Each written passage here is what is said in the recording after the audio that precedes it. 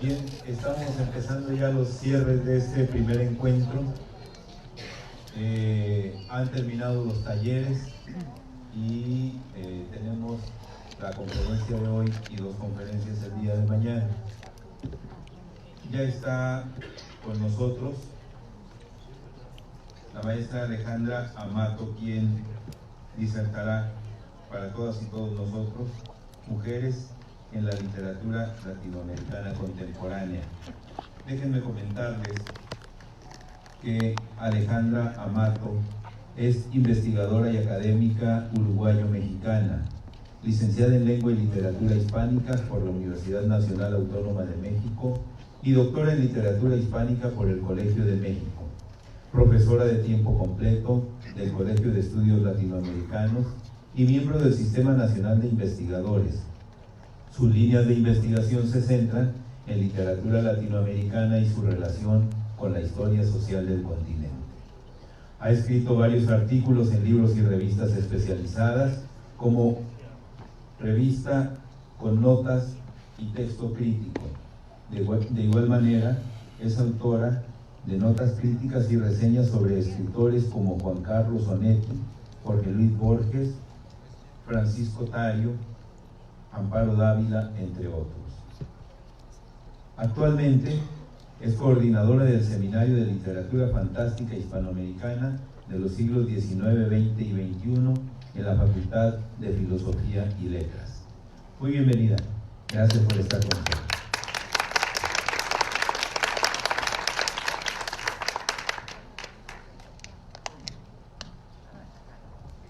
Se hacen un acto de Bridget Jones al micrófono.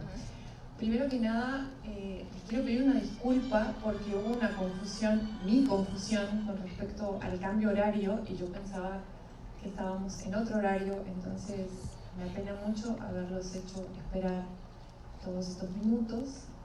Les agradezco su permanencia y que se hayan quedado para escuchar esta charla.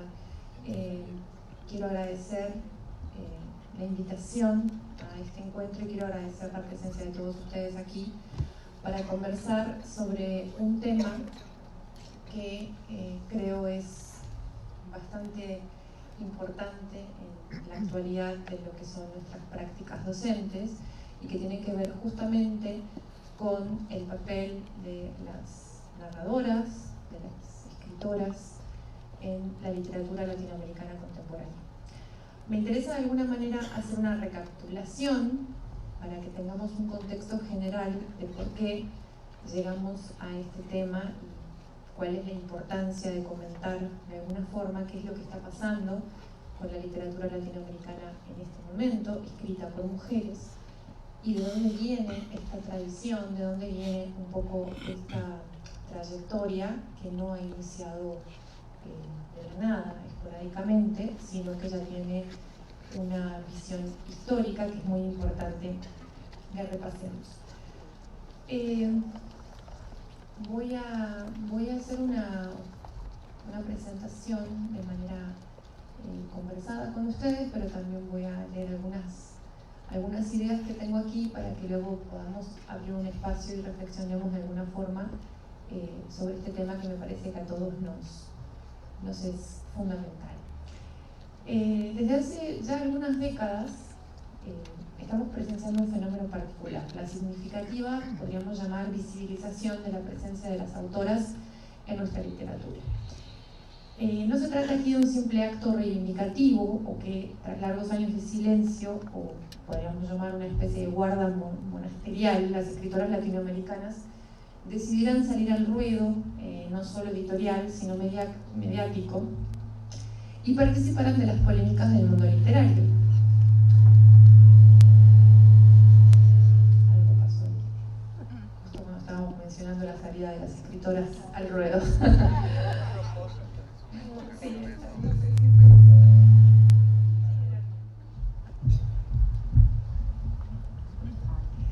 Bueno, escritoras han existido siempre, y su ejercicio poético-narrativo ha acompañado a la humanidad desde registros tan antiguos como el caso de Safo de Mitilete en la cultura clásica.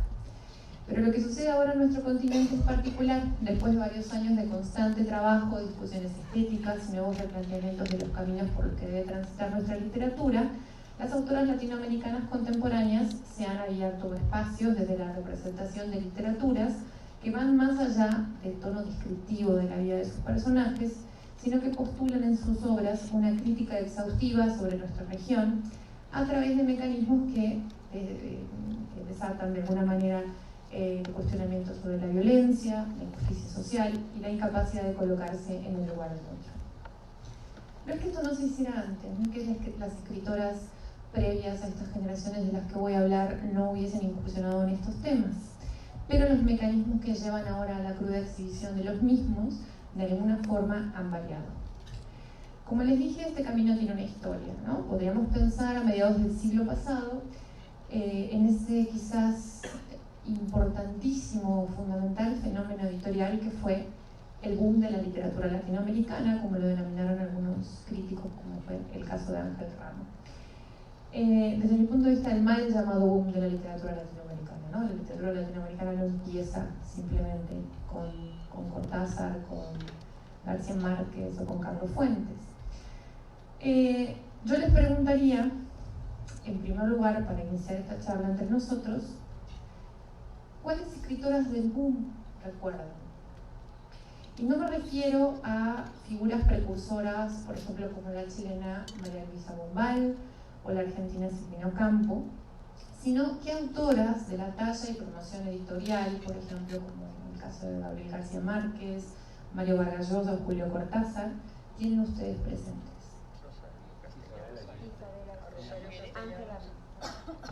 Isabel Allende, Ángeles Mastretta, pero son todas escritoras posteriores, ¿no? Que podríamos llamar pertenecen o se denominan al post-boom. Pero les preguntaría, bajo esa misma categoría y bajo ese mismo rango de jerarquización, ¿no?, de la historia contemporánea, ¿en qué escritoras pensaríamos? Sin duda van a tardar en hallar nombres que logren satisfacer mi curiosidad. ¿Qué sucedía entonces? ¿Las mujeres no escribían? Pues esta premisa debe ser rápidamente descartada, porque si algo nos indica la historia de la literatura es que desde sus orígenes, ya sea bajo seudónimos masculinos o nombres falsos o indeterminados, pensemos por ejemplo en el caso de J.K. Rowling, ¿no?, la autora, la premiadísima autora y famosísima y millonaria autora de Harry Potter, pues que tuvo que recurrir a una estrategia editorial, eludir sus nombres, poner J.K. como consejo de su editor específicamente para que no se supiera si estábamos frente a un hombre o una mujer, porque los libros escritos por hombres estadísticamente venden más que los libros escritos por mujeres. Entonces por eso que J.K. Rowling oculta su verdadero nombre, para crear esa especie de sensación de misterio frente a la autora que después se conocerá es la escritora de bestsellers más importante, por lo menos del siglo XXI. Y también otras de los mecanismos tienen que ver con la franca o abierta prohibición que las mujeres han tenido siempre de manera constante y profusa a lo largo de la historia de la cultura para lograr acceder al mercado editorial. El caso mexicano, pues, por lo menos en la Nueva España, el caso de Sor Juana, ¿no?, la reclusión conventual como una estrategia de alguna manera para poder recurrir no solamente a la lectura, sino a la posibilidad de escribir. ¿Qué sucedía entonces? Bueno, lo que sucedió durante muchas décadas del siglo pasado. Las narrativas femeninas no contaban. Los proyectos editoriales buscaban en sus catálogos la participación de lo que siempre había significado el escenario más previsible y comercial, la literatura escrita por hombres. De este modo, escritoras como la brasileña Clarice Lispector, la uruguaya Cristina Peri Rossi o la madrina originaria de lo que hoy llamaríamos el realismo mágico en América Latina, la mexicana Elena Garro, pasaban a un segundo punto en este ilustre fenómeno del boom. Todas ellas estaban escribiendo en el mismo momento que estaba escribiendo García Márquez, en el mismo momento que estaba escribiendo Cortázar, en el mismo momento que estaba escribiendo Vargas Llosa o Fuentes. Pero las historias literarias se han dedicado, o se habían dedicado hasta estos días, en rememorar de alguna forma una visión de la literatura construida fundamentalmente por escritores hombres. Si bien les iban a estas escritoras, como el caso de Garro, que todos sabemos estuvo casado durante un tiempo con Octavio Paz, eran apadrinadas por las figuras nodales de los hombres que estaban a su lado. Cristina Peri Rossi era la mejor amiga, por ejemplo, de Julio Cortázar, y entonces cuando Cortázar prologaba sus libros, le decía en el libro Mi querida Cris, o nuestra querida Cris escribe esto. Imagínense alguien que haga el prólogo a un libro de Carlos Fuentes y ponga Carlitos o Charlie, nos pone esto en el prólogo. No lo vamos a ver nunca en un prólogo dedicado a un libro escrito por un hombre, pero sí lo vamos a ver en el caso de Cristina Peri Rossi, al prólogo que le hace Julio Cortázar a un libro precioso que se llama Tardes de Hermosa. Como les digo, eran apadrinadas por figuras nodales de los hombres que estaban a su lado, o denominadas por los grupos a los que pertenecían de maneras poco específicas o nada pertinentes. El caso de otra gran escritora, Inés Arredondo, esposa de Tomás Segovia, que era el escritor en esa época en boga, perteneciente a la generación del medio siglo, y que era conocida por sus colegas como las piernas más bonitas de la Casa del Lago. Esa era la denominación que se le daba a una de las escritoras más talentosas de México.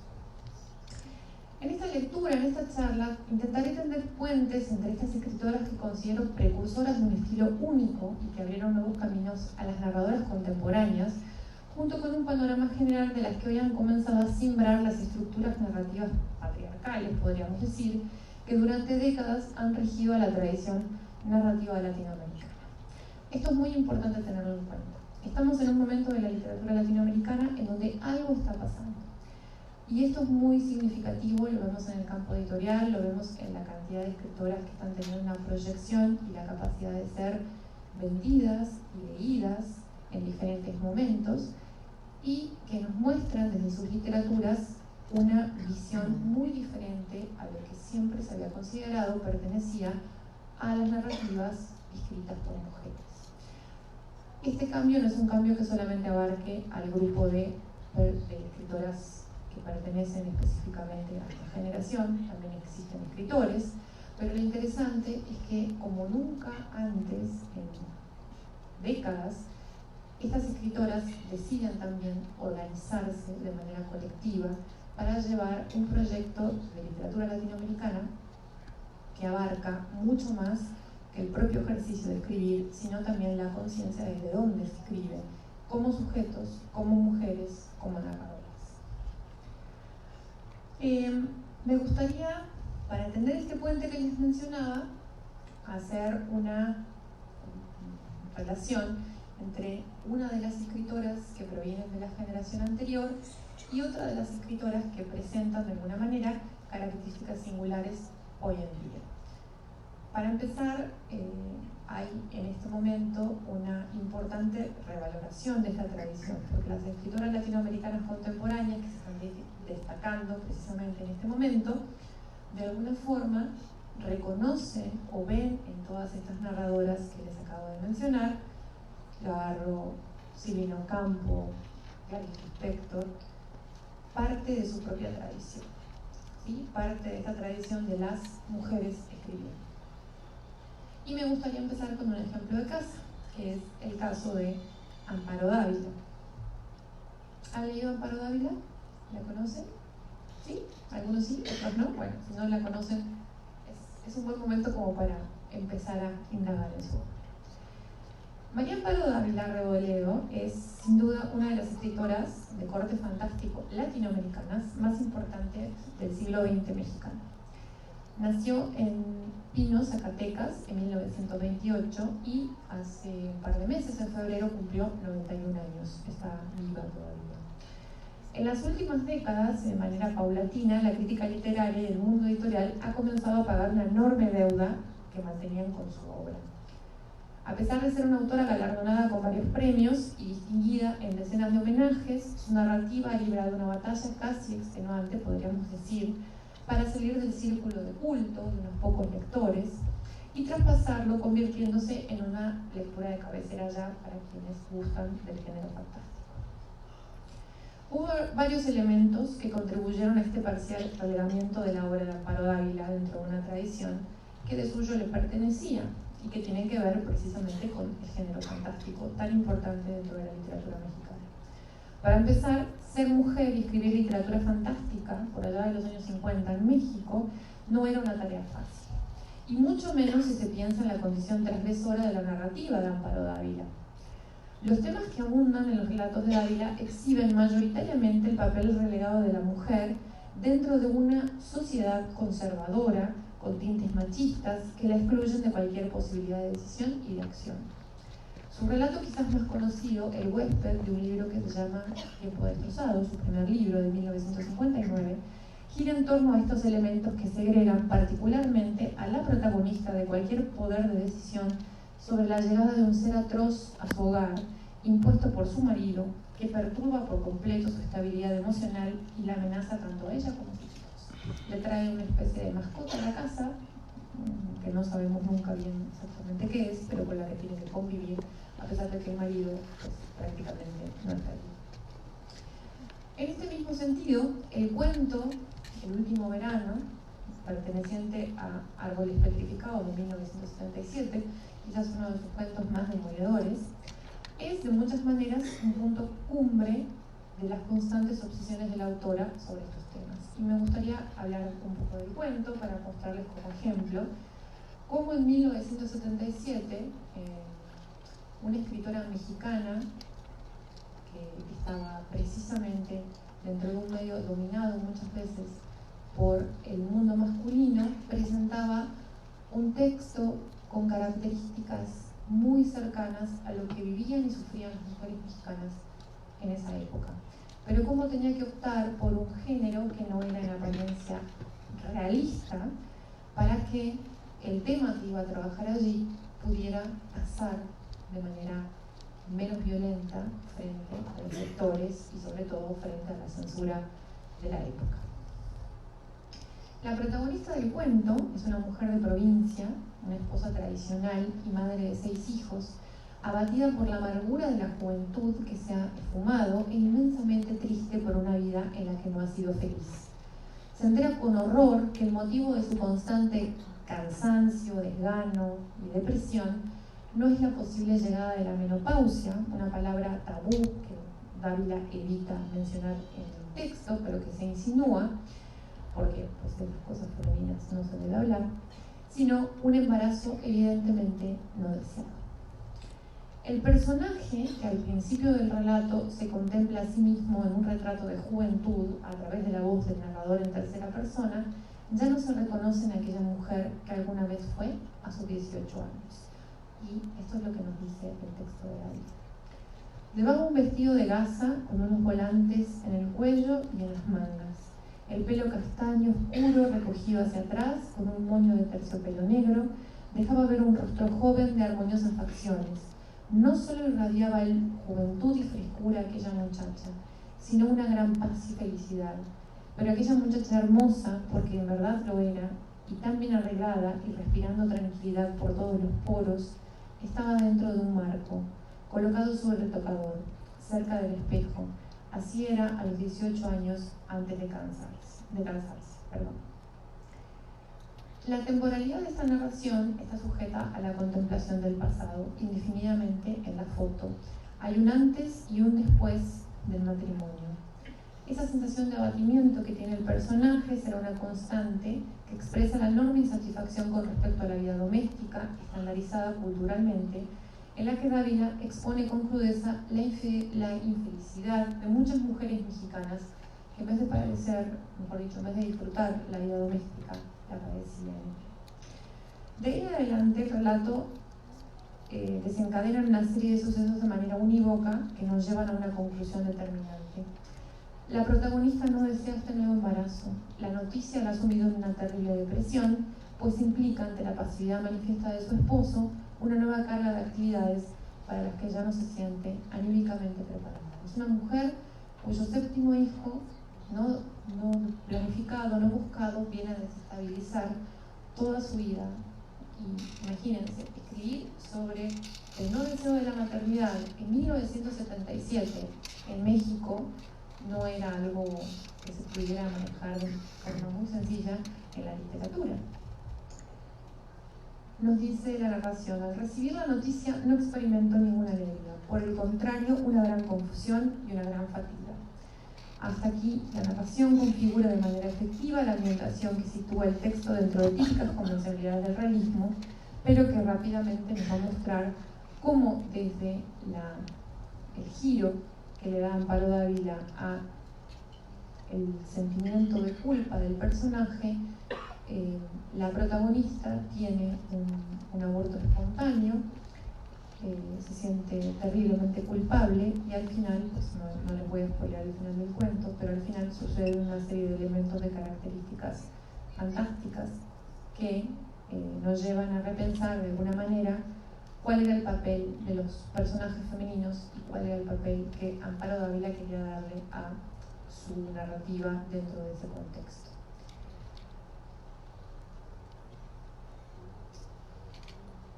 Podríamos decir que en uno de los finales más impactantes de la literatura mexicana, el relato, este relato que les acabo de reseñar, concluye con la expiación de la culpa y la eliminación de la supuesta monstruosidad de lo materno a través del fuego. Y eso sería uno de los elementos fundamentales que a Amparo Dávila le interesaba destacar en su literatura, que le interesaba resaltar. ¿Cuáles eran las circunstancias que llevaban a las mujeres mexicanas a vivir en ciertos contextos de características muy específicas, de vidas muy monótonas, y que no podían ser expresadas de manera absolutamente explícita en la literatura? Y eso es un fenómeno curioso, porque a pesar de que es una autora que ha sido publicada por Fondo de Cultura Económica, a pesar de que ha sido galardonada con el premio, por ejemplo, Calderón Urrutia, uno de los premios más importantes, ustedes saben, de la literatura mexicana, hasta hace unas décadas es que Amparo Dávila comienza a tener una proyección importante. Dávila, junto con otro grupo de narradoras mexicanas y de narradoras latinoamericanas, como les decía, es el ejemplo de escritores que comienzan a abrir un camino, de alguna manera, frente a lo que es la visión característica de la literatura latinoamericana escrita por mujeres. ¿Qué es lo que está sucediendo ahora en la literatura latinoamericana escrita por mujeres? Como les comentaba, desde hace algunos años en América Latina tenemos una importante transformación que tiene que ver precisamente con una serie de narradoras a las que les preocupa de manera importante hablar sobre temas que no solamente pertenecen a las circunstancias específicas de las mujeres, pero que sí relacionan de alguna manera las situaciones tremendamente conflictivas que se dan en el continente y de las cuales las mujeres son protagonistas. Un ejemplo, o varios ejemplos, los podemos encontrar en la nueva narrativa argentina, podemos decir, una nueva corriente dentro de la literatura latinoamericana, en donde escritoras como Mariana Enríquez, Samantha Schweblin, Selva Almada, todos estos nombres tómenlos en cuenta, tomen apuntes, porque son escritoras que efectivamente están ahora revolucionando de alguna forma el entorno y las circunstancias de nuestra literatura. Todas estas escritoras se propusieron desde principios de los años 2000 elaborar un tipo de narrativa que fuera completamente distinta. No distinta dentro de lo que es la tradición clásica de la literatura argentina, que paradójicamente siempre estuvo alejada del realismo y más cercana a las literaturas de realidad, pero sí dentro de esas literaturas de irrealidad, todo lo que llamaríamos no literaturas que no tienen un referente y un contexto de corte realista, tocar temas que abordan de manera específica la realidad. Es allí donde viene esta especie de trueque, esta especie de cambio significativo, en donde problemas sociales como la violencia, como la desaparición forzada, como las crisis políticas y económicas, comienzan a ser parte de problemas en la literatura, en estas literaturas, que significativamente nos llaman la atención. ¿Cómo podemos trabajar temas tan lacerantes para nuestras sociedades. Pensémoslo en nuestras propias experiencias de aula, ¿no? Con nuestros propios estudiantes. ¿Cómo podemos trabajar ciertos temas que son desde el punto de vista social muy lacerantes sin recurrir a los mecanismos típicos de la literatura realista? Pues una de las fuentes a las que abrevan casi todas estas narradoras es precisamente a modelos de literatura que no pertenecen al contexto de realidad, ¿sí? A literaturas que podríamos llamar en general de irrealidad. Y no por eso el mensaje y el contenido de estas literaturas las vuelven menos importantes o menos significativas. Les pongo algunos ejemplos. Selva Almada es una narradora argentina, nacida en la década de los 70, esto es una característica que comparten todas estas escritoras, todas ellas nacen en la década de los 70, en plenas dictaduras sudamericanas, en la dictadura argentina, sin ninguna duda, que va del 76 al 83, y decide tomar el caso, 3 casos de chicas desaparecidas, chicas asesinadas en la década de los 90 en Argentina. Y produce un texto que es un texto tremendamente fuerte que se llama Chicas Muertas. Ese es el título de la novela, bueno, por llamarle de alguna forma genérica. Es más bien un texto de investigación periodística en donde lo que hace Selva Almada precisamente es hablar sobre un problema terrible que no solamente acontece en Argentina, un problema que nos está afectando en toda América Latina y ni que hablar en México. El problema de los feminicidios. Toma expedientes judiciales, estudia los casos como si fuera una especie de detective y los vuelve literatura.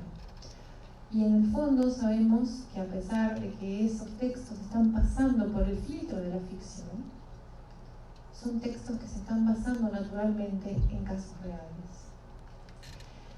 Y eso es algo que a nosotros como lectores y como lectoras nos tiene que sensibilizar profundamente. Como una escritora renuncia de alguna forma a la ficción, a crear, a inventar una historia, como naturalmente pensaríamos hace cualquier escritor, y toma un camino distinto, un camino que está a medio pulir entre lo periodístico, entre lo narrativo y entre lo judicial, porque tiene que revisar, tiene que consultar expedientes judiciales para trabajar cada uno de los casos. Ustedes se preguntarán, ¿por qué hacer esto? ¿No? Podríamos preguntarnos, ¿por qué no generar un relato de características creativas y de forma narrativa que de alguna manera hable de alguna historia, pero todos sepamos que esa historia está dentro de la ficción? Pues precisamente eso es lo que no quería hacer Selva Almada. No quería que los casos de estas chicas asesinadas, los casos de estos feminicidios, llegaran al lector en una especie de burbuja de lo ficcional, sino que nos llegara de alguna manera diciéndonos todo el tiempo, miren lectores, este trabajo que hice yo aquí es una manera de darle voz a estas víctimas, a estas personas que murieron en estas condiciones. Y entonces nuestra perspectiva de la literatura cambia totalmente, porque sabemos como lectores y lectoras que no estamos nada más frente a un texto que ficcionaliza un suceso, sino que estamos específicamente frente a un relato que es extremadamente conmovedor porque nos está aportando parte de la historia de estas personas que existieron, que fueron sujetos y que terminaron en condiciones terribles. Almada opta por ese camino. Hay otras escritoras en otra corriente muy distinta, por ejemplo, como podría ser el caso de la boliviana Liliana Colanzi, que aquí a Liliana le gusta mucho, que es una escritora boliviana que se dedica a rescatar de alguna manera elementos de las leyendas tradicionales de la cultura andina. Piensen además, qué interesante esto, ¿no? ¿Cuántas escritoras bolivianas conocen y han leído? muy pocas, ¿no? Bueno, casi ninguna, yo diría, si pusiéramos a hacer una especie de conteo de examen. Eliana Colanzi es una escritora muy joven, nace en los 80 y escribe un libro de cuentos, más de otros trabajos que tiene, pero muy interesante, que se llama Nuestro Mundo Muerto. Y precisamente lo que hace es abrevar de la tradición andina, de la que pertenece culturalmente, tomar historias de brujas, historias de demonios, historias de niños que mueren pero que vuelven en espíritu, para recrear de alguna forma todo un escenario en donde, de alguna manera, estas tradiciones, estos elementos culturales son rescatados del olvido en la propia sociedad boliviana. ¿Qué le importa a Colanzi? Precisamente eso. Tomar historias que habían sido recreadas por sus abuelos, por sus antepasados, y que habían perdido de alguna forma el vigor, la fuerza en la sociedad contemporánea boliviana, y recordar de alguna manera, a través no solamente de la literatura fantástica, sino de la ciencia ficción y de algunos textos realistas, cómo todos esos elementos culturales están presentes en la sociedad contemporánea.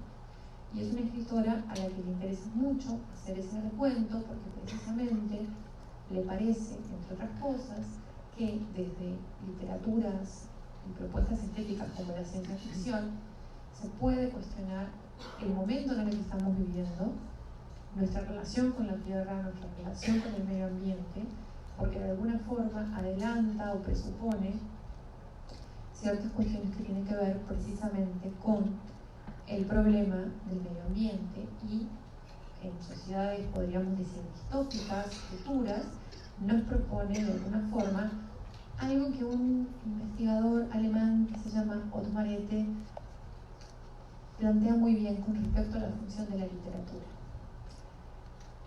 Y esto es pensar en la literatura, y creo que esto es algo que tienen muy presente todas estas escritoras, no como algo profético, no como una muestra de algo que en algún momento va a pasar, ¿no? Lo profético tiene una carga divina, ¿no? Una profecía que puede venir de lo religioso, de un oráculo, de todo este tipo de manifestaciones que se aventuran al futuro. No es algo que se pueda transformar. Lo que nos dice Ottmar es que la literatura no es profética, pero sí es anticipatoria. ¿A qué se refiere con esto? Pues precisamente a que nos puede anticipar escenarios posibles de nuestra identidad, de nuestra vida, de nuestra conducta como sociedades, que pueden ser transformadas. Perdón, ¿me permite? Sí, claro. Ahorita que habla de esta autora boliviana me recuerda a Yaconda Valli, no sé si es uruguaya, ella Es nicaragüense. En el libro ese de Camino a Huachala, combina la ficción con la historia, con la leyenda, con el amor al planeta, la tierra, la Amazonas. O sea, ahorita que está hablando de esta escritora, me lleva a ella, pues, sus obras que ha escrito sobre, esta fue la que más me impactó con respecto a que combina varios elementos, varias cuestiones que están sucediendo ahorita en la actualidad, en su obra. Y yo creo que ese es un muy buen ejemplo, ¿no? Precisamente, ¿qué nos está diciendo la literatura escrita por estas narradoras, la literatura latinoamericana contemporánea escrita por estas narradoras, desde una perspectiva que antes no se examinaba de esa manera, ¿no?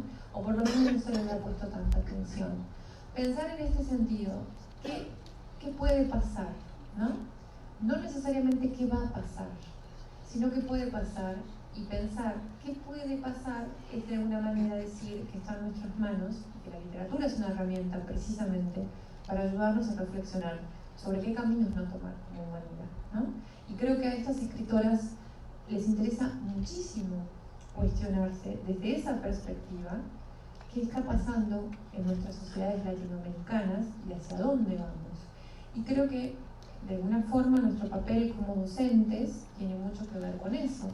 No importa si lo hacemos desde la literatura, o lo hacemos desde la historia, o lo hacemos desde la filosofía, lo hacemos desde alguna disciplina humanística, pero sí es muy importante entender los procesos de lectura como eso con nuestros estudiantes, ¿no? Como oportunidades para reflexionar sobre lo que debemos transformar como sociedad, ¿no?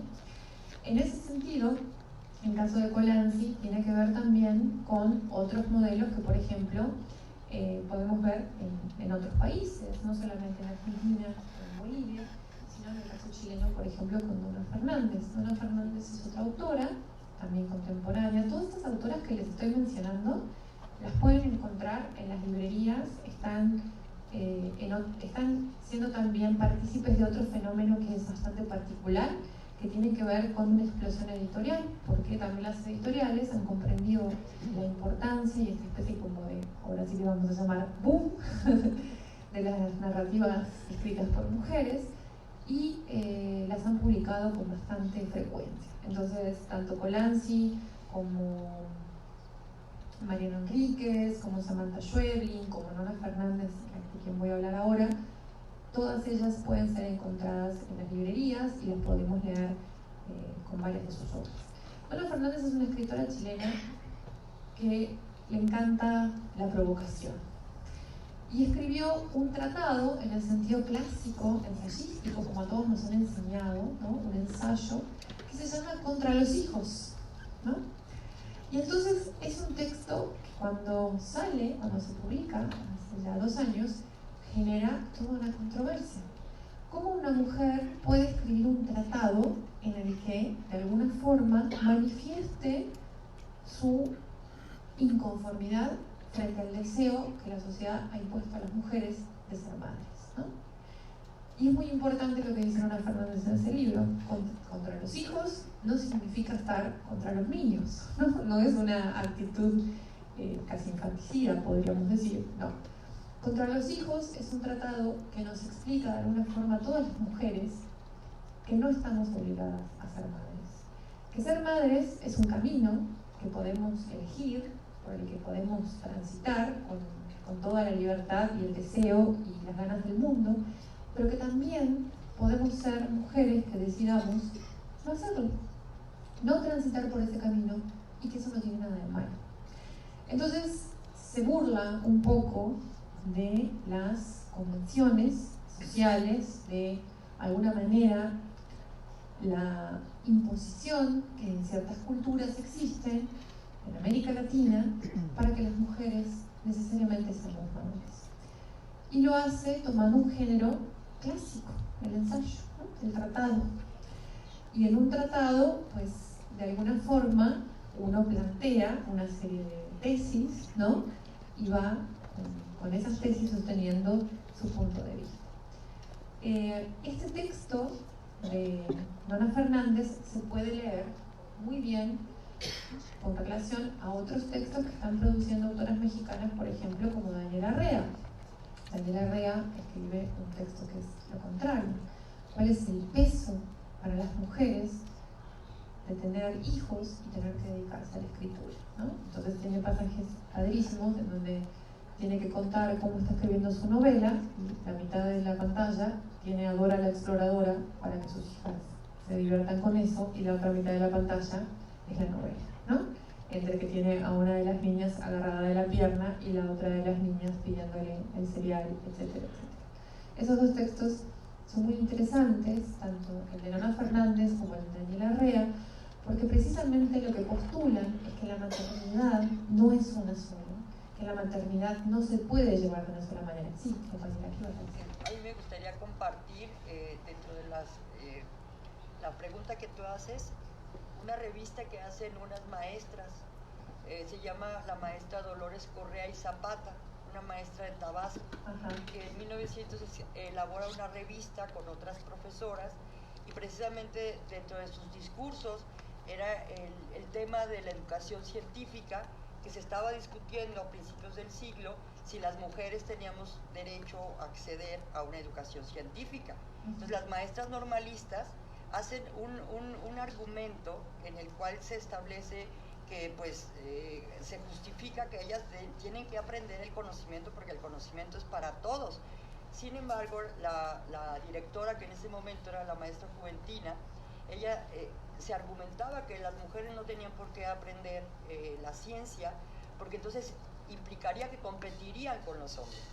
Entonces, la situación de las mujeres en ese momento era para hacer la familia, tener los hijos, atender la casa.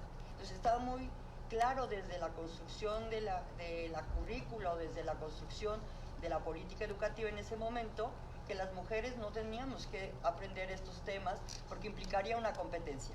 Ese sería un tema. Y el otro, el que las mujeres estábamos destinadas a estar en la familia, a tener hijos, y entonces conocimientos sobre letras, conocimientos sobre el arte, eso sí era posible, porque no implicaría que tuviéramos otros procesos cognitivos, ¿no? Entonces, qué interesante que estas mujeres empiezan a argumentar por qué sí tendríamos derecho a incursionar en la ciencia.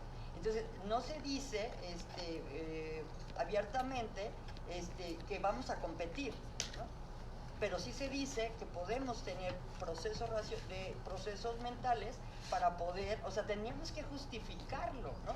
Que sí se podía atender esta temática por las mujeres. O sea, podríamos entrar. Entonces, qué fuerte, ¿no?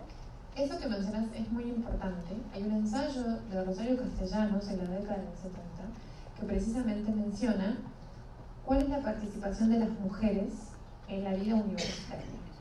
Y una de las reflexiones a las que ella llega es precisamente un poco lo que dices. Hay una serie de carreras, hay una serie de disciplinas que están destinadas naturalmente para las mujeres, ¿no? Que pueden ser las que están vinculadas con las humanidades en general. Pero ¿cuántas mujeres se dedican a la ingeniería, se dedican a la arquitectura? Y más se pregunta Rosario Castellanos, ¿cuántas personas, mujeres y hombres, en la década del 70, y no sé si eso ha cambiado mucho hoy en día, contratarían a una arquitecta en vez de un arquitecto para que les hiciera su casa, ¿no? O sea, Rosario Castellanos tiene ese magnífico ensayo en donde reflexiona principalmente sobre eso, ¿no?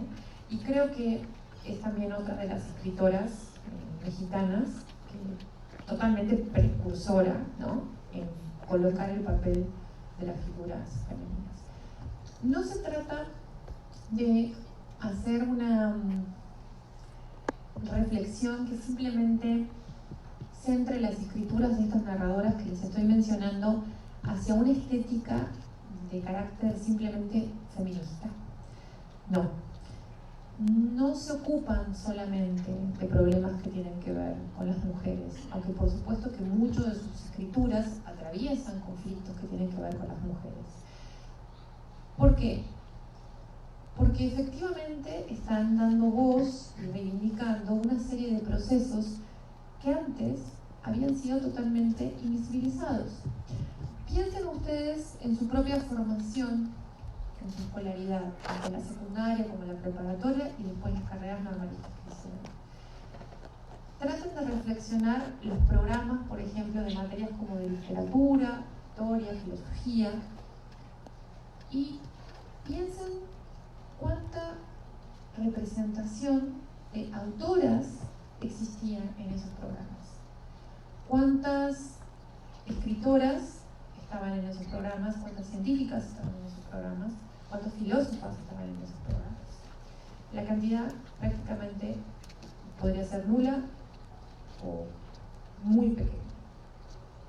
Desde esta postura que ellas explotan de alguna manera desde sus literaturas, lo que están buscando de alguna forma es mostrar una percepción del mundo femenino que existe, que está allí y que de alguna manera no había tenido un lugar suficiente dentro del mundo editorial y de la cultura.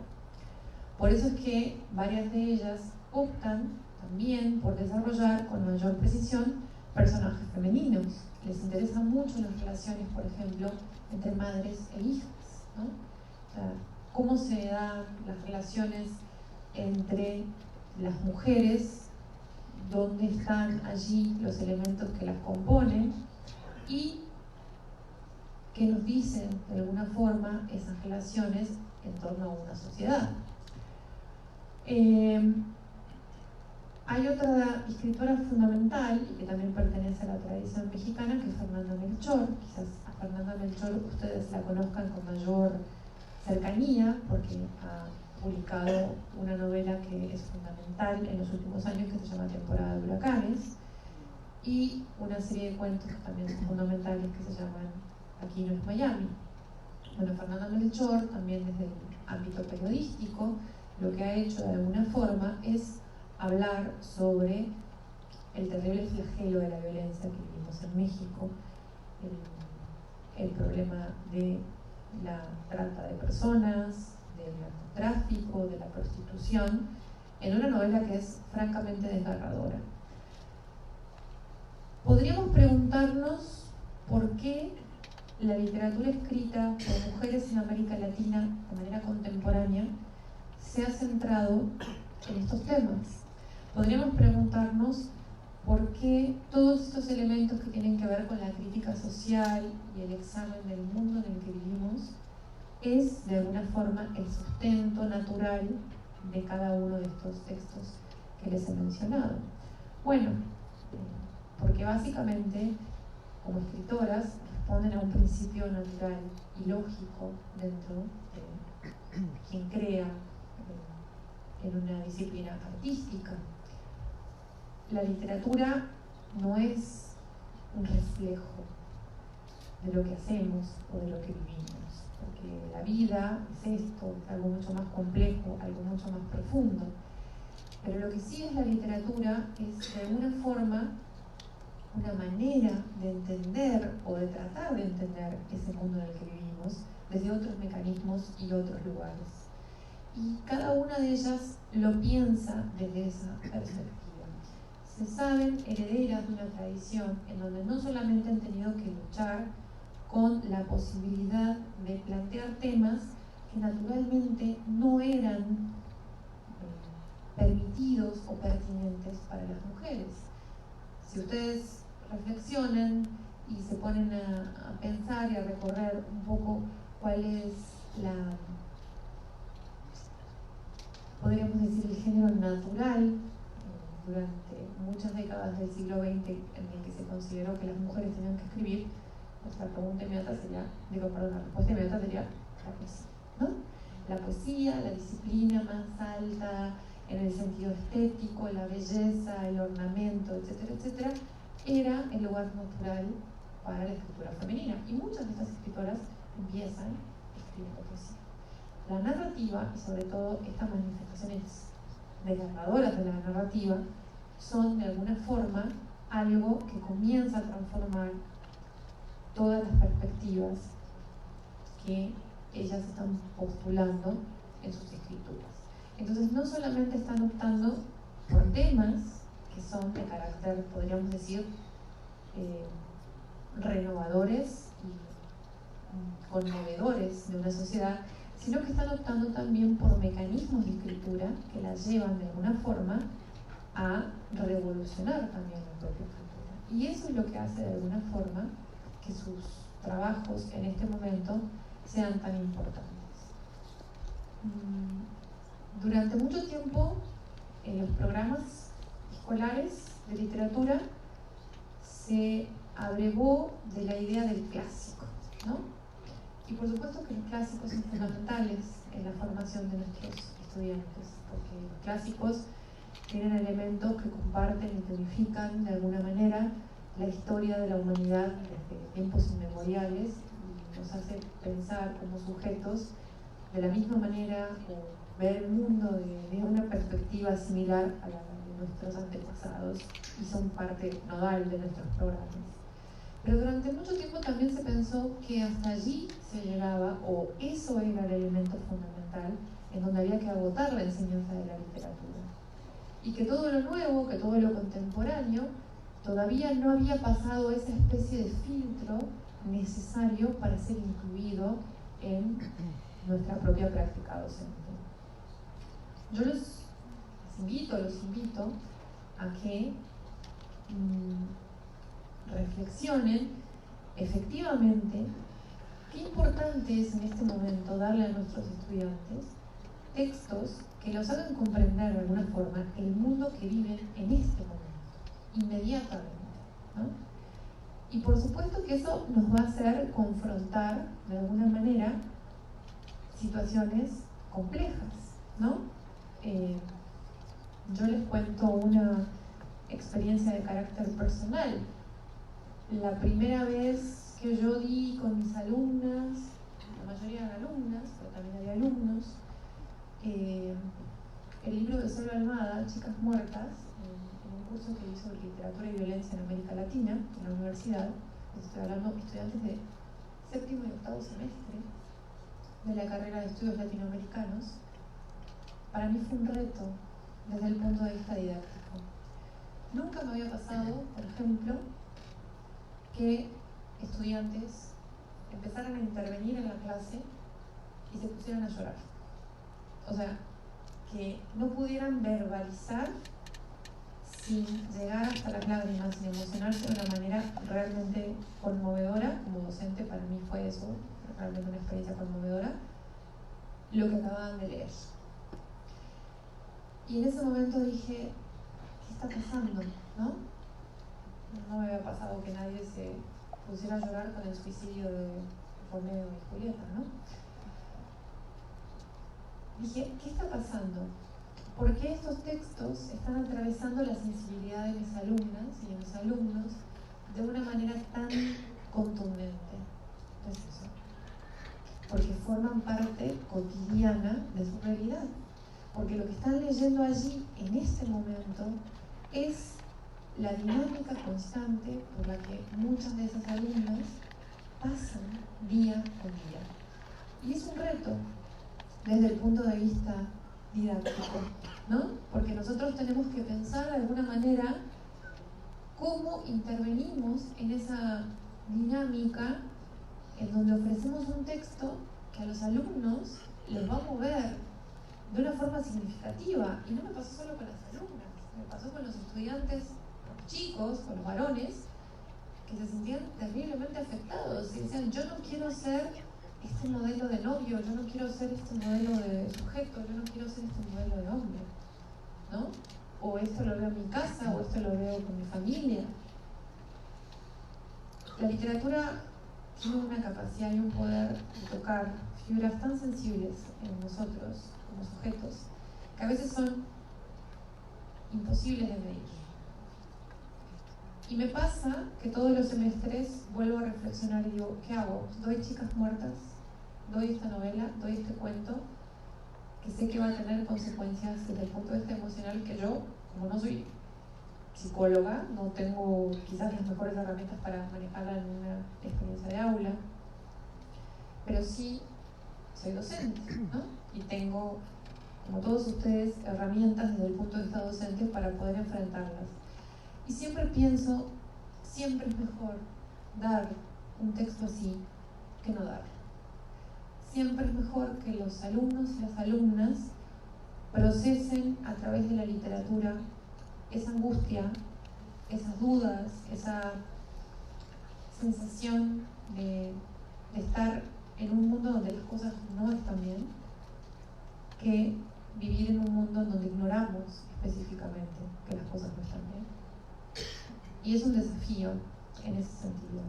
Por eso es que a mí, cada una de estas escritoras que les he mencionado, hay otro caso, por ejemplo, la peruana Claudia Salazar Jiménez, ella trabaja otro aspecto que es fundamental, que tiene que ver con la migración.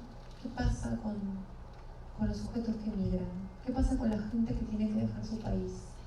Que tiene que atravesar lo que estamos viviendo ahora, ¿no? Atravesar todo un país para llegar a Estados Unidos, cumplir el sueño americano y vivir allí una serie de peripecias terribles que a veces terminan en buenas circunstancias, pero en otras terminan en momentos terribles y desgarradores.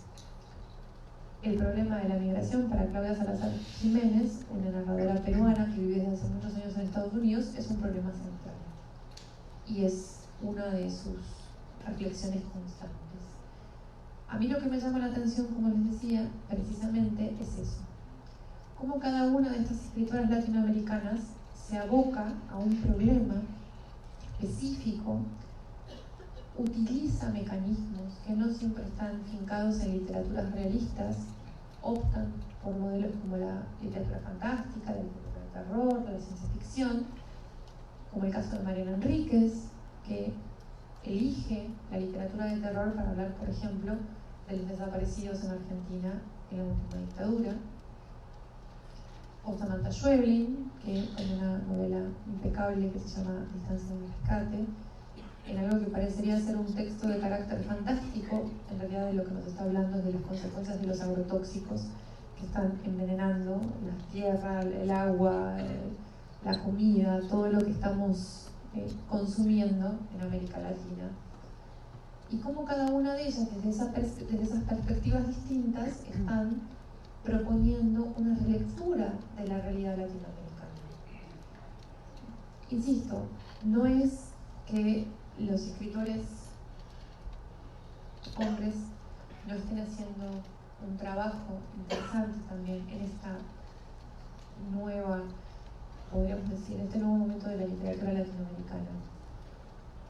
Pero lo importante es que no habíamos presenciado desde hace mucho tiempo una unidad tan constante y tan significativa, con un nivel literario tan destacado como el que están desarrollando cada una de estas escritoras. Por eso yo las invito a que las conozcan, tengan allí presentes sus nombres,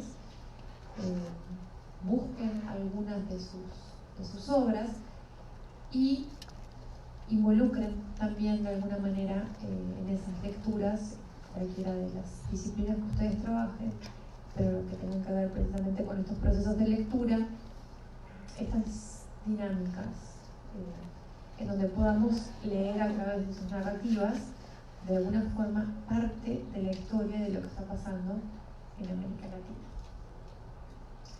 No sé, me gustaría escucharlos y saber un poco cuáles son sus impresiones. Sí. Siguiendo esta línea entre lo que fue el boom famoso de escritores, varios de ellos se sentían influenciados por William Faulkner en Estados Unidos, ¿no? ¿Habrá alguna relación que ustedes hayan encontrado, o usted en particular, entre, por ejemplo, la gran figura de Marguerite Yourcenar en Europa con la literatura de mujeres en América Latina? Es una muy buena pregunta, porque en mi exposición hice intenté trazar una especie de línea de continuidad entre la tradición misma de las escritoras latinoamericanas y cómo estas nuevas generaciones de escritoras han leído a las escritoras. Pero de alguna forma la literatura y los procesos de lectura tienen que ver, como decía Gerard Jenner, con un gran palimpsesto, ¿no? Es un campo grande, inmenso, en donde se entretejen de alguna manera muchas lecturas. Leer a una escritora, leer a un escritor, es leer también todo lo que ese escritor ha leído y todo lo que ese escritor lo ha formado. Y por supuesto que hay influencias que son muy importantes a nivel de la tradición occidental en general.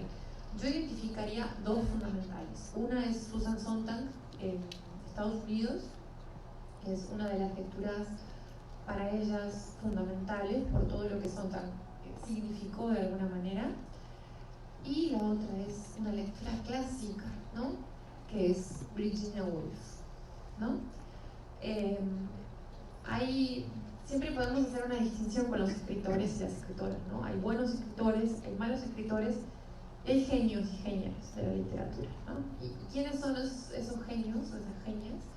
Pues son aquellos que hacen algo completamente distinto, que rompe con una tradición, ¿no? O sea, Virginia Woolf es un genio de la literatura, sin ninguna duda, ¿no? Hay un antes, hay un después, igual que Cervantes, igual que Borges, igual que, no sé, podría seguir mencionando casos, ¿no? O sea, hay una cuestión de ruptura. Entonces sí, es un trabajo interesante, porque además también han leído otros escritores, ¿no? Por ejemplo, el caso de Mariana Enríquez es una autora súper fan de Stephen King, ¿no?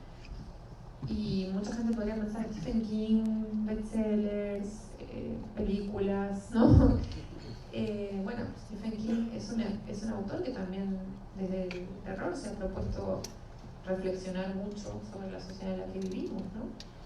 Y ha anticipado muchas cosas, por ejemplo, pues, los autoritarismos, como lo que está pasando ahora en Estados Unidos con Donald Trump, ¿no?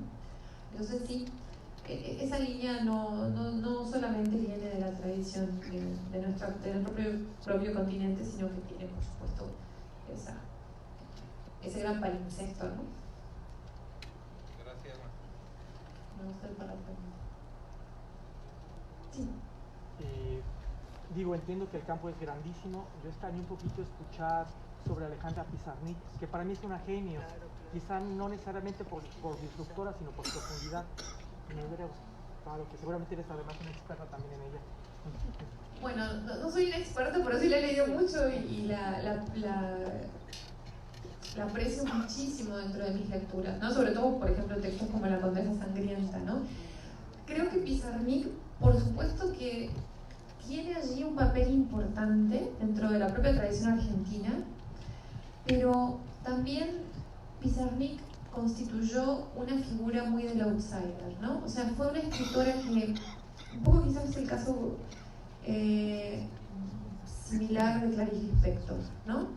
Son escritoras que dentro de su propia identidad tan única, ¿no? Porque eran escritoras que ejercían algo con la literatura que no lo hacían ni de cualquier manera, ni lo podía hacer cualquier persona, costó mucho que generaran una tradición.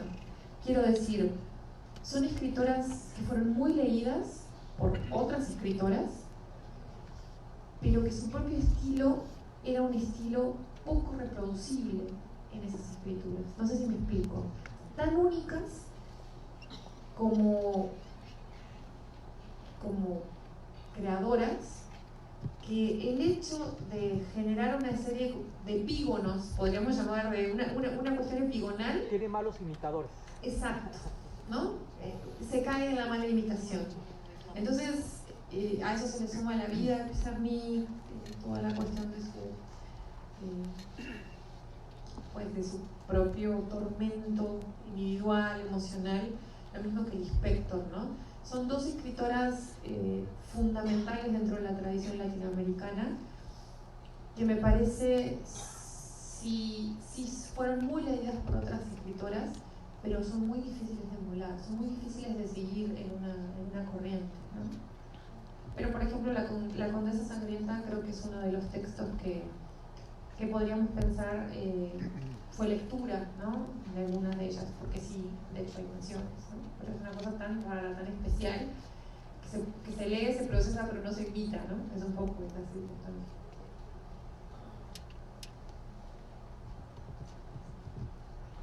No sé si alguien más tenga alguna pregunta, algún comentario.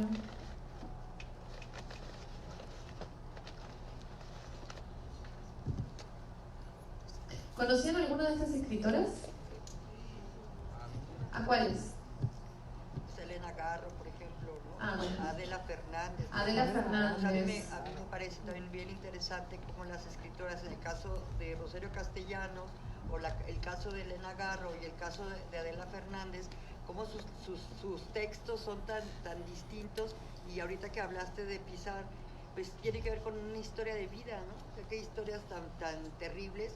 Entonces me hice pensar si las mujeres en Latinoamérica han escrito terror. Entonces empecé a pensar en Fernández. Adela Fernández tiene unos cuentos de terror muy interesantes. Pero me velas. A la hora que digas. Esa compilación. Sí, y bueno, pues la idea es de Latinoamérica, de la autora Cristina de Pizan, que nos pudieras platicar sobre la ciudad de las damas, ¿no? Que ella tiene una frase que a mí me encanta, que dice que si las mujeres hubieran contado la historia de la humanidad, la hubieran bordado, ¿no? No lo hubieran escrito, la hubieran bordado. Tendríamos otras formas de haberla dejado huella, de cómo pasaron las cosas, ¿no? Y ahí fue mi primera reflexión. ¿Qué cuentan las mujeres de las cosas? ¿Y cómo cuentan los hombres las cosas, ¿no? Y ahí, pues esa sería una reflexión, ¿no? En torno a la ciudad de los hombres, hoy que los hombres están en sus nuevas masculinidades, tal vez tendrán que replantearse la ciudad de los hombres, ¿no? Pensando. Sí, creo que es una reflexión muy interesante esa que acabas de hacer. Bueno, primero me voy, ahora mencionaste a Adela Fernández, que además es un personaje bastante singular, es la hija del Indio Fernández, ¿no? De todo el símbolo de la masculinidad mexicana, ¿no? De cierto periodo en donde se construía ese estereotipo, ¿no? Del macho mexicano, ¿no? Y Adela Fernández, que además tenía como esta diversificación, ¿no? No solo escribía, estaba en el Instituto Indigenista, pintaba, actuaba, ¿no? Tenía allí diferentes profesiones, podemos decir, o por lo menos ocupaciones.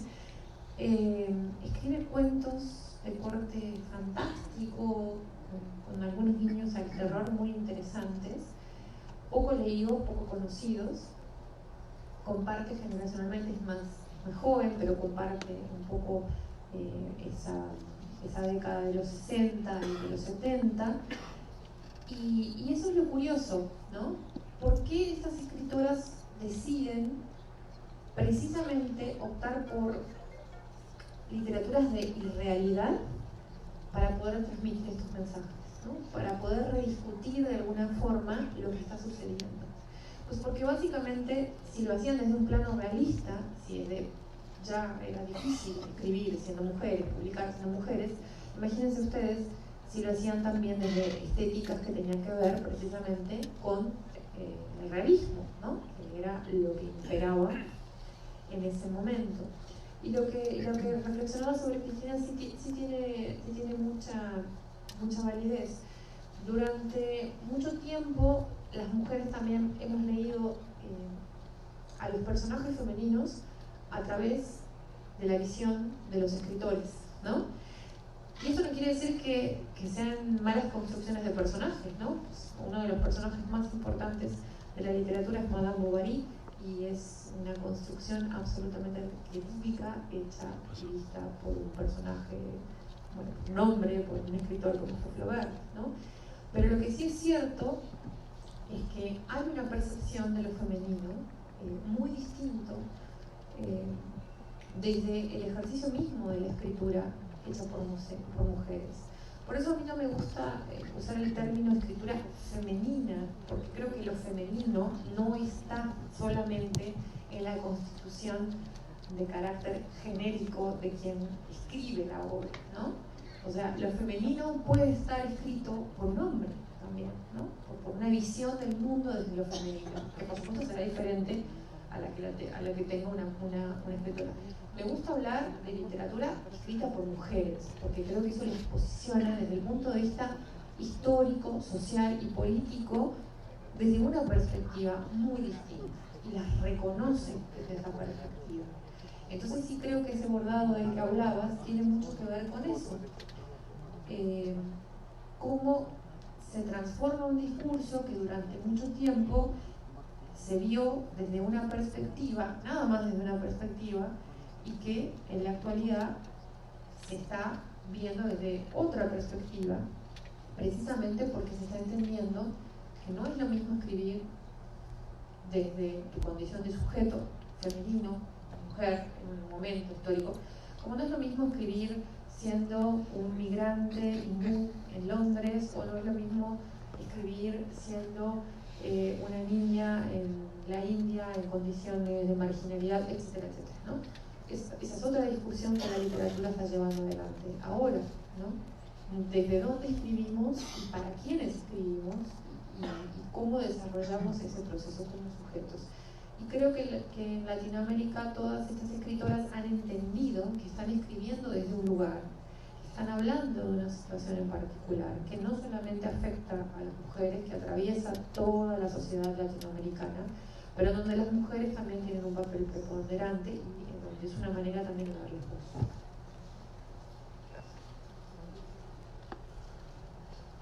Bueno. Sí.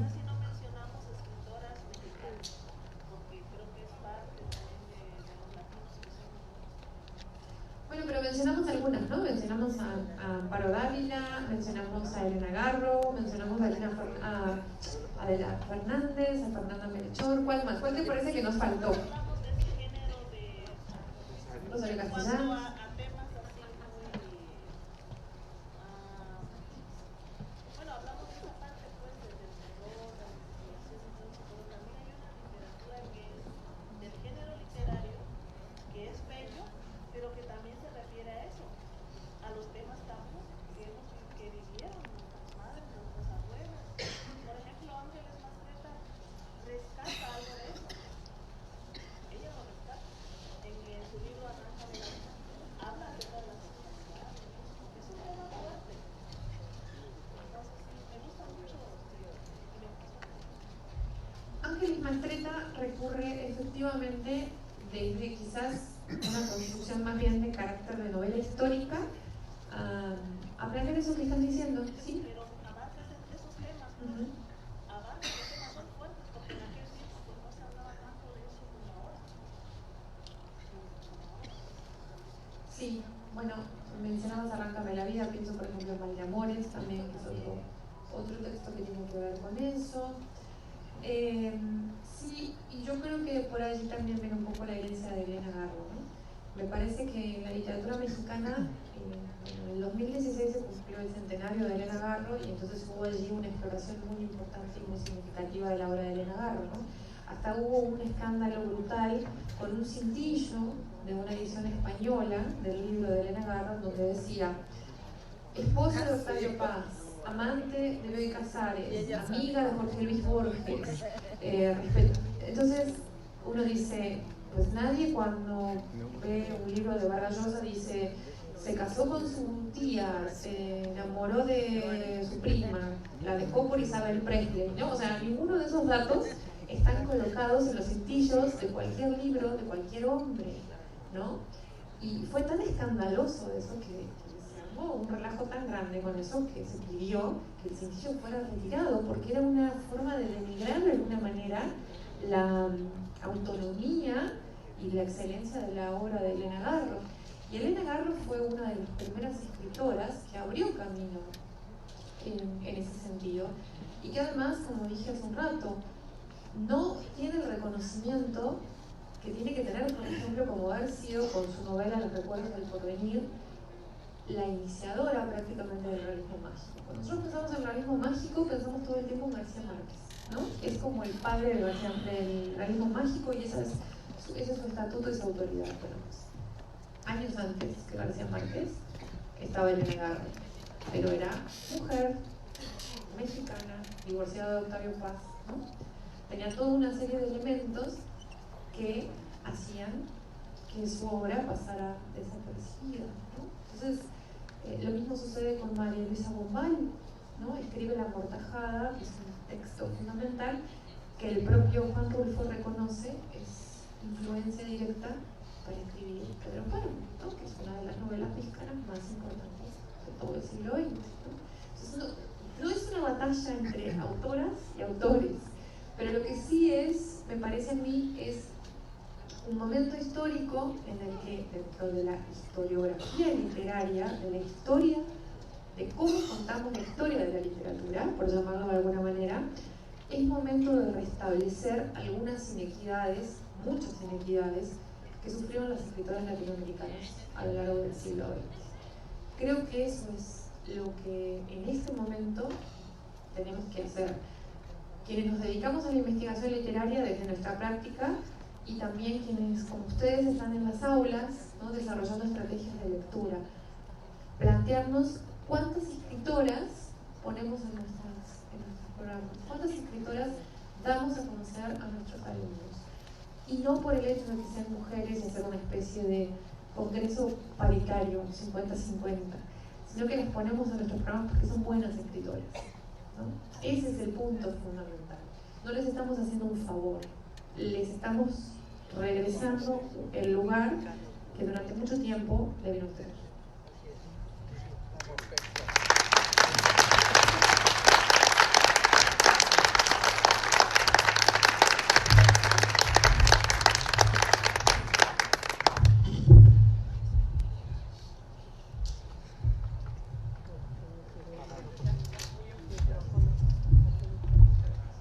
Muchas gracias, doctora Alejandra Amato.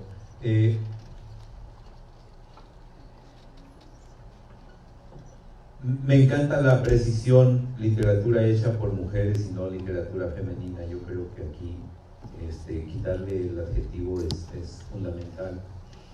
Y en lo que yo le estaba escuchando, también estuve pensando cómo en la tradición literaria mexicana, cómo la literatura puede ser el espacio para resignificarnos como géneros y como sociedad, y de veras construir un nosotros muy necesario para nuestro tiempo, liberar del estigma que planteó Sor Juana en la frase que escribe en la respuesta a Sor Filotea de la Cruz. Dice: yo no quiero ruidos con el Santo Oficio, y pareciera que el Santo Oficio a lo largo de los siglos solamente fue cambiando de rostro, ¿sí? Y que todavía anda por ahí de fantasma, ¿no? Pero también pienso en Rosario Castellanos y este texto maravilloso donde le da voz a muchas mujeres, donde reivindica el papel, no solo el papel intelectual, sino el papel social, la contribución social de muchas mujeres, y lo hace con un título que es una ironía, porque viene de un refrán que era también de varios siglos atrás: mujer que sabe latín, porque termina diciendo: mujer que sabe latín ni tiene marido ni tiene buen fin. Y es muy inteligente Rosario Castellanos al plantear el título del texto. Pues le agradecemos profundamente este planteamiento, porque seguramente también tendrá que ser parte de nuestra tarea esta construcción de comunidad y también mirarnos y resignificarnos. En Piedra del Sol, Octavio Paz pone un verso que a mí me gusta mucho: el mundo cambia si dos se miran y se reconocen. Reconozcámonos en la literatura, reconozcámonos en esta necesidad de seguir construyendo una sociedad más libre, más justa, más democrática, más abierta, una sociedad donde todas y todos tengamos cabida. Muchas gracias, doctora Alejandra Mato, por su conferencia.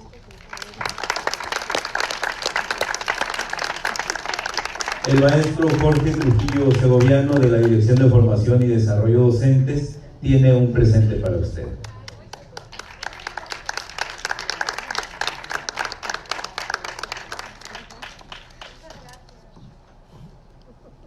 Si les parece, damos un receso de 3 a 5 minutos, no más, y nos vamos derecho. Bueno, dennos chance de poner 2 sillas más y entonces pasamos a lo que sigue, ¿de acuerdo?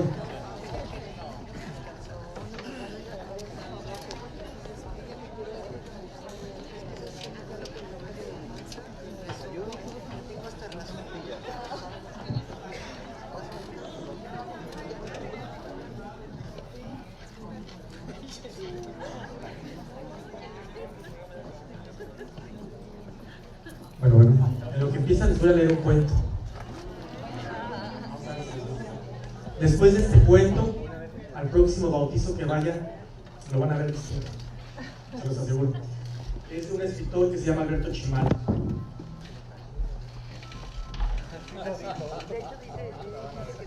La catarata. Al bebé, pequeño, frágil, su cabeza todavía desnuda, lo tienen ya sobre la pila bautismal. Está despierto, siente la humedad, intuye el frío que cala la piedra, aunque no los conozca ni sepa nombrarlos. Pero los padres de pronto parecen indecisos. Pasan segundos, los mira el sacerdote, y nosotros, amontonados, quitándonos la palabra en murmullos temblorosos, trepidamos, especulamos. ¿Qué harán? ¿Le irán a poner, después de todo, Hermenegildo? ¿Le pondrán Oscar, Diocleciano, Ramachandra, Prior Leonardo Humberto, Loy, Sabú, Carlos, Antonio, Wagner, Francois, Pendejo, Aldebarrán, Fructuoso, Berengario, Clodomiro, Florán, Jasón, Guillermo, Lee, Clark Kent, Martín Lutero, Rocambol, Tulú. ¡Mauricio! Dicen. ¿Qué? Ya dijeron, Mauricio. ¿Mauricio? Y Alberto. De hecho, Mauricio Alberto. ¿Mauricio Alberto? ¿A qué hora? Y algunos no lo quieren creer. Se demoran en la negación. Pero es verdad. El agua del cuenco se derrama sobre la piel tan joven y todos caemos con ella, desesperados. Todos queriendo nadar con al menos una ilusión de bracitos y piernitas, de fuerza corporal. Y en verdad de cuerpo. Y como no tenemos, no nos queda sino ir para abajo, cada vez más rápido, hasta dar con la frente, que no entiende nada, y a la que solo Mauricio, el muy detestable, y el perro de Alberto, se pudieron asir con las garras que les dio el rito. Y se vuelven marca en el cuerpo, y se vuelven el niño, y nos ven a todos los demás mientras resbalamos, rechazados, mientras volvemos todos, Oscar, Diocleciano, Ramachandra, Prior, Leonardo, Humberto, Loy, Sabú, Carlos, Antonio, Wagner, Francois, Pendejo, Aldebarrán, Fructuoso, Berengario, Clodomiro, Florán, Jasón, Guillermo, Lee, Clark Kent, Martín Lutero, Rocambol, Tulú, Peter, Terenzo, Corán, Emilio, Cuautli. Todos los nombres que volvemos en la catarata pequeñísima hacia el fondo de la pila, el fondo de los recuerdos y las posibilidades, a dormir hasta la siguiente ceremonia. Mauricio es oscuro y Alberto es brillante. La elección, nos decimos, tiene su poesía. Aunque el conjunto suena horrible, espantoso, lo van a hacer un desdichado, grita Belefonte. Pero los padres y Mauricio Alberto, que ya se van, no pueden escucharlos. Nuestras voces son el rumor del agua que se agita. Abajo, más en lo oscuro, laten los sueños y los monstruos.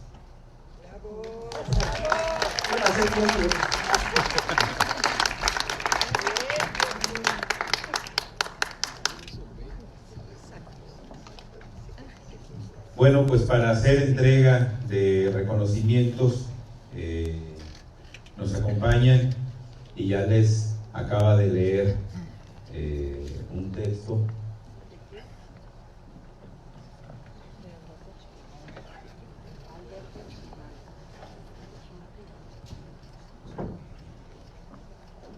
El maestro Edgar Omar Avilés Martínez, director de profesionalización docente de la DGESPE.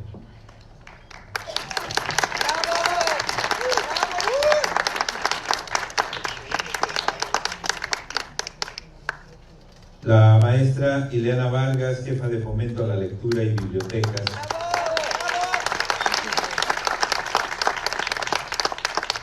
La maestra Aurora Félix Delgado, coordinadora estatal del PACTE, la Dirección de Formación y Desarrollo Docentes. Y la licenciada María Aldívar Borges Bustamante, coordinadora académica de la Dirección de Formación y Desarrollo Docente de la CETI. Vamos a pedirles que pase un representante por entidad federativa para hacer entrega de los reconocimientos. En primer lugar, por el estado de Aguascalientes. Aguascalientes está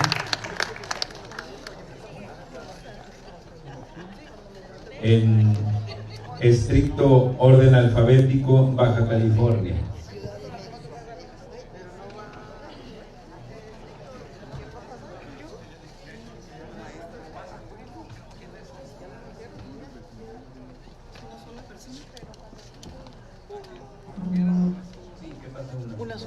Una sola, por favor. De Baja California Sur.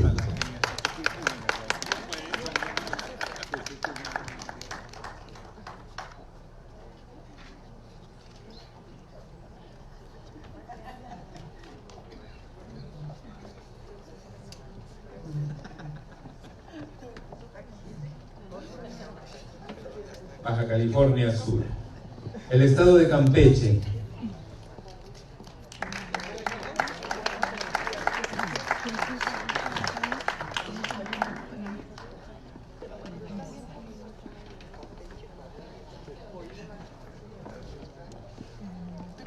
Ciudad de México. Ciudad de México.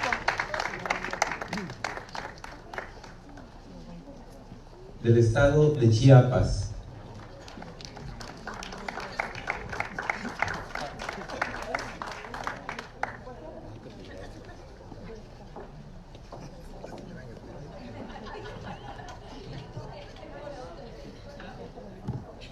Del estado de Chihuahua.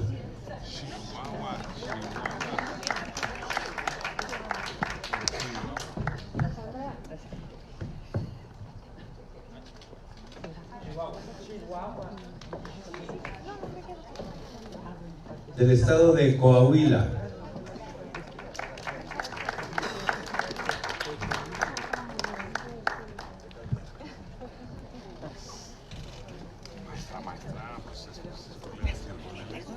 Colima.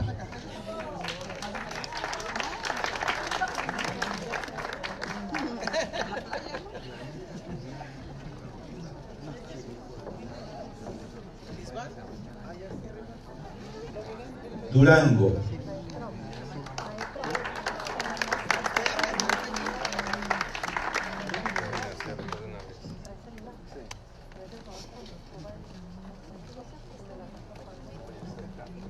Del estado de México.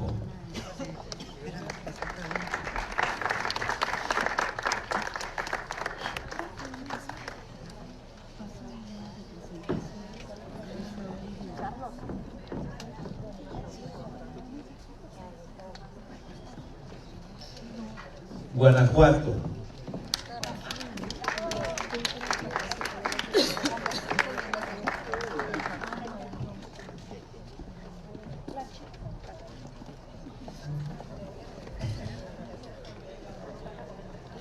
Por favor, checa querida que no me dieron tu constancia. Del estado de Guerrero.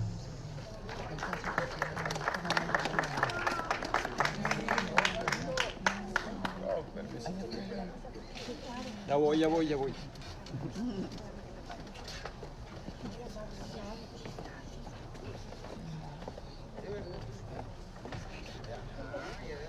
Del estado de Hidalgo.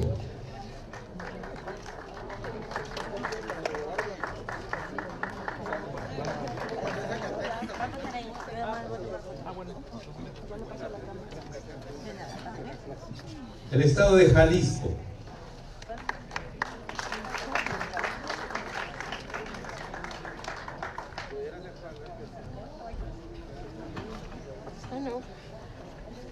Que se forman por orden alfabético. Con permiso.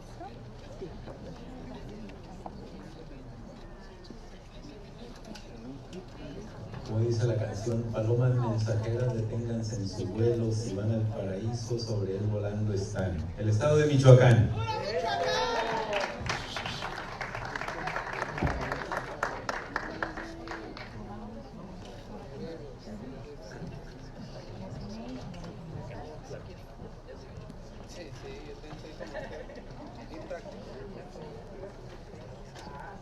El estado de Morelos.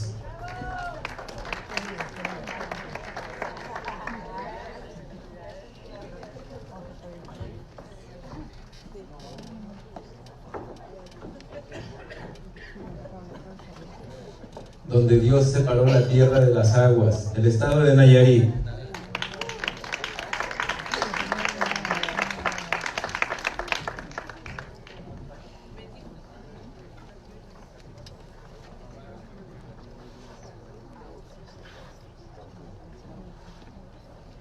Del estado de Nuevo León.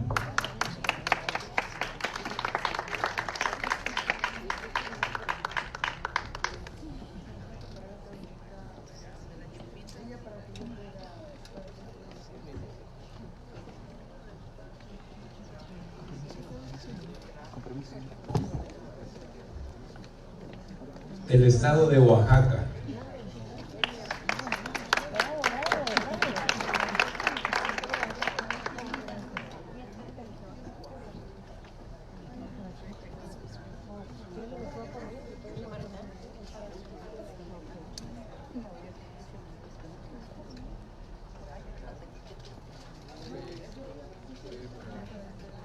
Del estado de Puebla. ¡Bravo!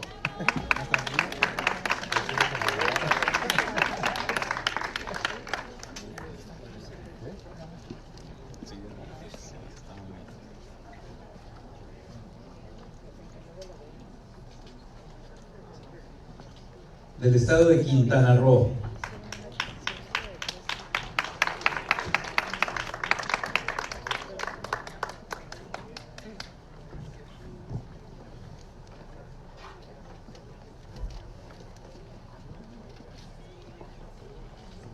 Del vecino de 10 estados, San Luis Potosí.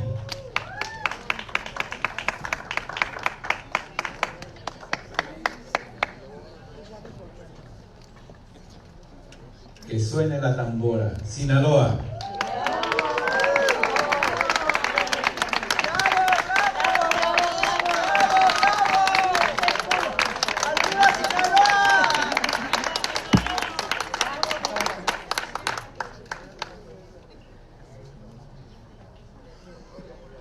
Del estado de Sonora.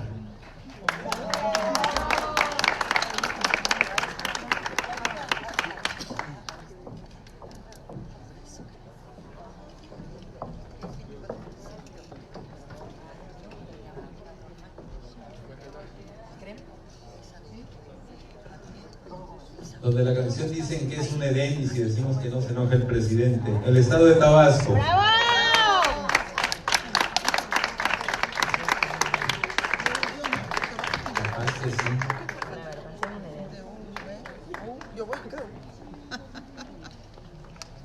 Del estado de Tamaulipas.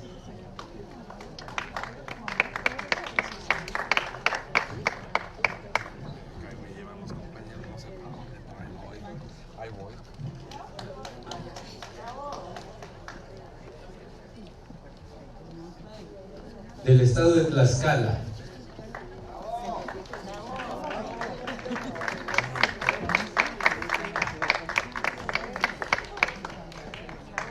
Tenía razón, maestro. Yo tan desesperada. Ya lo dijo el Santo Papa. Veracruz.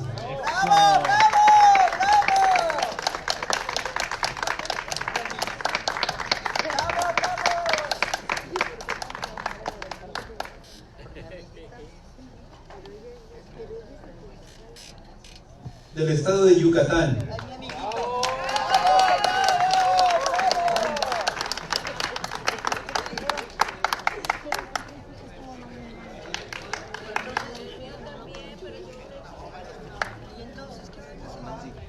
Y el estado de Zacatecas.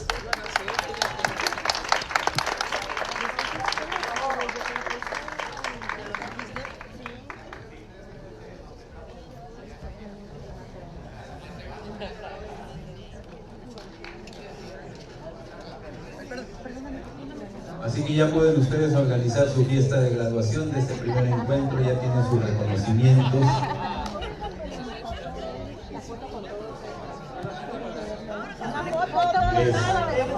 Para quienes quieren foto, vengan pues, arriba. Recuerden que mañana va a estar Elmer Mendoza y Oscar de la Borbolla. Si no saben quiénes son, de pura casualidad, busquen en internet. Son dos de los escritores mexicanos más importantes de Latinoamérica.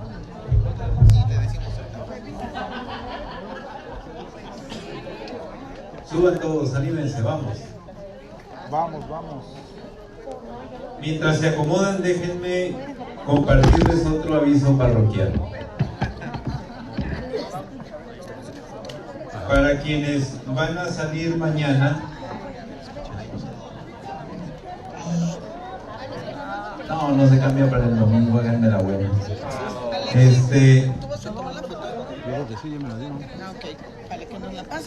Habrá vehículos para llevarlos al aeropuerto.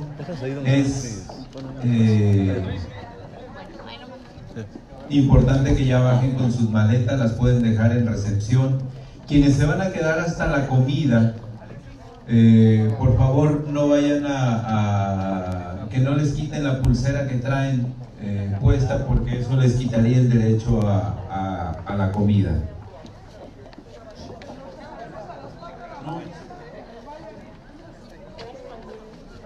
Quienes se van a las 6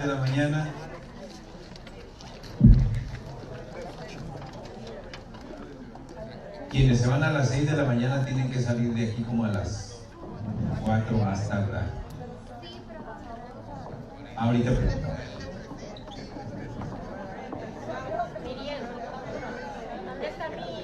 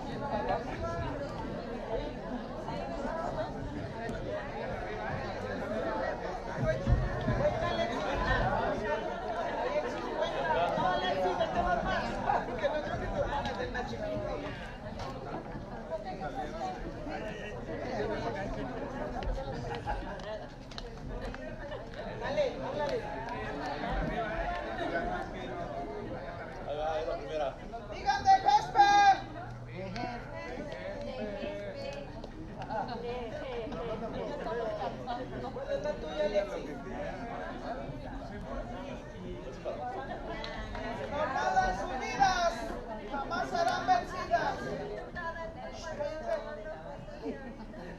Se ven muy guapos, ¿eh? Sonrían, por favor. 1, 2, 3, va.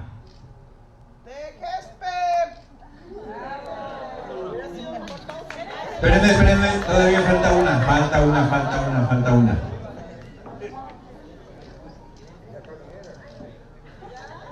La última y nos vamos.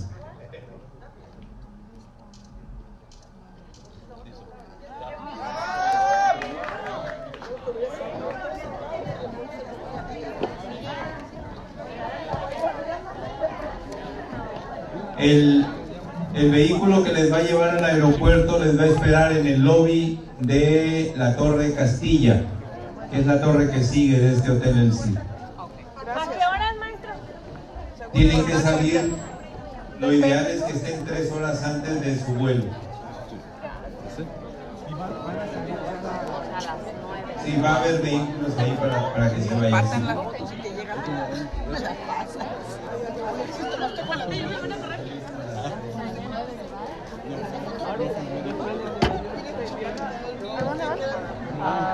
¿Y de quién es? Tamaulipas. A quien haya perdido una cámara fotográfica Sony, díganos el número de serie y se la entregamos con mucho gusto.